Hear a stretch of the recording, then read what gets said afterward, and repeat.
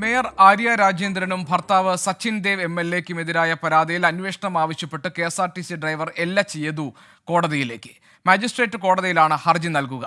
പോലീസും ഫോറൻസിക് വിരലടയാള വിദഗ്ധരും ബസ്സിൽ പരിശോധന നടത്തിയെങ്കിലും കാര്യമായ തുമ്പ് ലഭിച്ചിട്ടില്ല.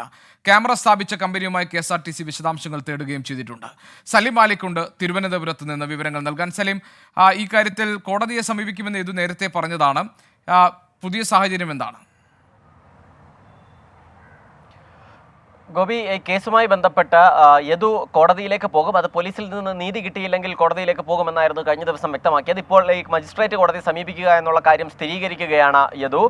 ഔദ്യോഗിക കൃത്യനിർവഹണം തടസ്സപ്പെടുത്തി, ഒപ്പം തെളിവുകൾ അട്ടിമറിച്ചു, അതിക്രമിച്ച് ബസ്സിൽ കയറി എന്നീ കുറ്റങ്ങൾ ആരോപിച്ചുകൊണ്ടാണ് യദു കോടതിയെ സമീപിക്കുക. ഇതുമായി ബന്ധപ്പെട്ട ഹർജി കോടതിയിൽ സമർപ്പിക്കുകയും ചെയ്യും. മാത്രമല്ല, കോടതിയുടെ മേൽനോട്ടത്തിലുള്ള ഒരു അന്വേഷണം വേണമെന്നാണ് ഇതുമായി ബന്ധപ്പെട്ട് യദുവിന്റെ ആവശ്യം. നിലവിൽ ഈ കേസിന്റെ അന്വേഷണം തന്നെ ഒരു വഴിമുട്ടി നിൽക്കുന്ന ഒരു സാഹചര്യമുണ്ട്. അതിന്റെ പ്രധാനപ്പെട്ട കാരണം ഈ CCTV ദൃശ്യങ്ങൾ ശേഖരിക്കാൻ കഴിയാത്തതാണ്. CCTV ദൃശ്യങ്ങൾ അടങ്ങിയ ഹാർഡ് ഡിസ്ക് എടുത്തു മാറ്റിയത് തിരുവനന്തപുരം ഡിപ്പോയിൽ നിന്നാണ് എന്നാണ് ഇപ്പോൾ പോലീസിന് ലഭിച്ചിരിക്കുന്ന സൂചന. അതുകൊണ്ട് തന്നെ തിരുവനന്തപുരം ഡിപ്പോയിലെ CCTV ദൃശ്യങ്ങൾ പരിശോധിക്കാൻ പോലീസ് ഇപ്പോൾ തീരുമാനിച്ചിട്ടുണ്ട്. മാത്രമല്ല, അവിടെയുള്ള ജീവനക്കാരെ, ആ സമയത്തുണ്ടായിരുന്ന ജീവനക്കാരെയും ഈ നിലയിൽ ചോദ്യം ചെയ്യുന്ന ഒരു സാഹചര്യമുണ്ട്, മൊഴി ശേഖരിക്കുന്ന ഒരു സാഹചര്യം ഉണ്ടാകും. അതിനുശേഷം മറ്റു നടപടികളിലേക്ക് കടക്കാമെന്നാണ് അന്വേഷണ സംഘം ലക്ഷ്യമിടുന്നത്. അതിനിടെ ഈ MLA സച്ചിൻ ദേവും പരാതിയുമായി രംഗത്തെത്തിയിട്ടുണ്ട്. സമൂഹ മാധ്യമങ്ങളിൽ ഉൾപ്പെടെ അധിക്ഷേപം നടക്കുന്നു എന്ന് ആരോപിച്ചുകൊണ്ടാണ് സച്ചിൻ ദേവ് MLA ഈ വിഷയത്തിൽ ഇപ്പോൾ നിയമ നടപടിയുമായി മുന്നോട്ട് പോകുന്നത്. ഗോപി, സലിം മാലിക്കാണ് വിവരങ്ങൾ നൽകിയത് തിരുവനന്തപുരത്ത് നിന്ന്.